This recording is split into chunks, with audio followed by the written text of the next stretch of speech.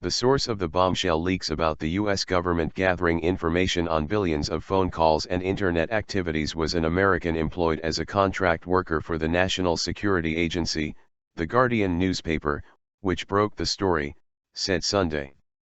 The British newspaper has identified the source as 29-year-old Edward Snowden, who worked for defense contractor Booz Allen Hamilton and was a former technical assistant for the CIA. The Washington Post followed the Guardian announcement by saying Snowden was the source for its surveillance stories that followed. If the reports are accurate, Snowden could face many years in prison for releasing classified information if he is successfully extradited from Hong Kong, where he claims to have taken refuge. The Office of the Director of National Intelligence declined to comment on Snowden's disclosure, saying the issue has been referred to the Justice Department. However, the agency said, any person who has a security clearance knows that he or she has an obligation to protect classified information and abide by the law. The Department of Justice is in the initial stages of an investigation into the unauthorized disclosure of classified information by an individual with authorized access, Justice Department spokeswoman Nanda Chitra said in a statement late Sunday. New York Republican Peter King, chairman of the Homeland Security Subcommittee on Counterintelligence and Terrorism and a member of the Select Committee on Intelligence, said, if Edward Snowden did in fact leak the NSA data as he claims, the United States government must prosecute him to the fullest extent of the law and begin extradition proceedings at the earliest date. The United States must make it clear that no country should be granting this individual asylum. This is a matter of extraordinary consequence to American intelligence. Snowden told the Post Hong Kong that he now intends to ask for asylum from any countries that believe in free speech and oppose the victimization of global privacy. In a nearly 13-minute video that accompanied the Guardian story Sunday, Snowden says he has no intentions of hiding because he has done nothing wrong. When you're in positions of privileged access, you recognize some of these things are actual abuses, Snowden said about his decision to be a whistleblower. Over time, you feel compelled to talk about it. The Guardian broke the story late Wednesday that the federal government was collecting phone call records from Verizon customers.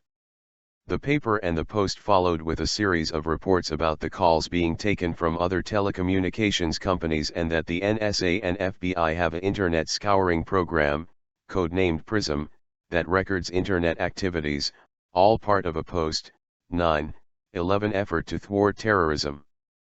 Booz Allen said Sunday that Snowden was employed at the firm for less than 3 months and was assigned to a team in Hawaii. News reports that this individual has claimed to have leaked classified information are shocking, and if accurate, this action represents a grave violation of the code of conduct and core values of our firm, Booz Allen said in a release. We will work closely with our clients and authorities in their investigation of this matter. White House spokesman Josh Earnest said the Oval Office would not comment on Snowden before Monday. Washington officials have acknowledged all branches of the federal government, Congress, the White House and federal courts, knew about the collection of data under the Patriot Act. Still, the leaks have reopened the debate about privacy concerns versus heightened measure to protect against terrorist attacks. They also led the NSA to ask the Justice Department to conduct a criminal investigation. Fox News confirmed the Obama administration took the first step Saturday in a criminal investigation when officials filed a crimes report. National Intelligence Director James Clapper has decried the leaks as reckless. And in the past days he has taken the rare step of declassifying some details about them to respond to media reports about counterterrorism techniques employed by the government. Disclosing information about the specific methods the government uses to collect communications can obviously give our enemies a playbook of how to avoid detection, Clapper said Saturday. PRISM allows the federal government to tap directly into the servers of major U.S. internet companies such as Google, Apple, Microsoft, Facebook and AOL, scooping out emails, video chats, instant messages and more to track foreign nationals who are suspected of terrorism or espionage. The chief executives of Facebook and Google have said their companies were not aware the data grab. Officials say the government is not listening to any of the billions of phone calls, only logging the numbers. President Obama, Clapper and others also have said the programs are subject to strict supervision of a secret court. Obama said Friday that the programs have made a difference in tracking terrorists and are not tantamount to Big Brother. The president acknowledged the U.S. government is collecting reams of phone records, including phone numbers and the duration of calls, but said this does not include listening to calls or gathering the names of callers. You can't have 100% security and also then have 100% privacy and zero inconvenience, he said. We're going to have to make some choices as a society. However, the president said he welcomes a debate on that issue. Snowden is quoted as saying that his sole motive is to inform the public as to that which is done in their name and that which is done against them. The Guardian reported that Snowden was working in an NSA office in Hawaii when he copied the last of the documents he planned to disclose and told supervisors that he needed to be away for a few weeks to receive treatment for epilepsy.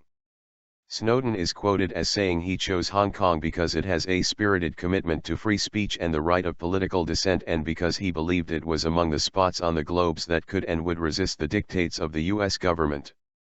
Hong Kong has an extradition treaty with the United States that took force in 1998, according to the U.S. State Department website. The government could subject him to a 10 or 20-year penalty for each count, with each document leaked considered a separate charge, Mark Zaid, a national security lawyer who represents whistleblowers, told the Associated Press. Snowden told The Guardian he believes the government could try to charge him with treason under the Espionage Act, but Zaid said that would require the government to prove he had intent to betray the United States, whereas he publicly made it clear he did this to spur debate. Snowden is quoted as saying he hopes the publicity of the leaks will provide him some protection and that he sees asylum, perhaps in Iceland, as a possibility. I feel satisfied that this was all worth it. I have no regrets, Snowden told The Guardian. Snowden was said to have worked on IT security for the CIA and by 2007 was stationed with diplomatic cover in Geneva, responsible for maintaining computer network security. That gave him clearance to a range of classified documents, according to the Guardian report. Much of what I saw in Geneva really disillusioned me about how my government functions and what its impact is in the world, he says. I realized that I was part of something that was doing far more harm than good.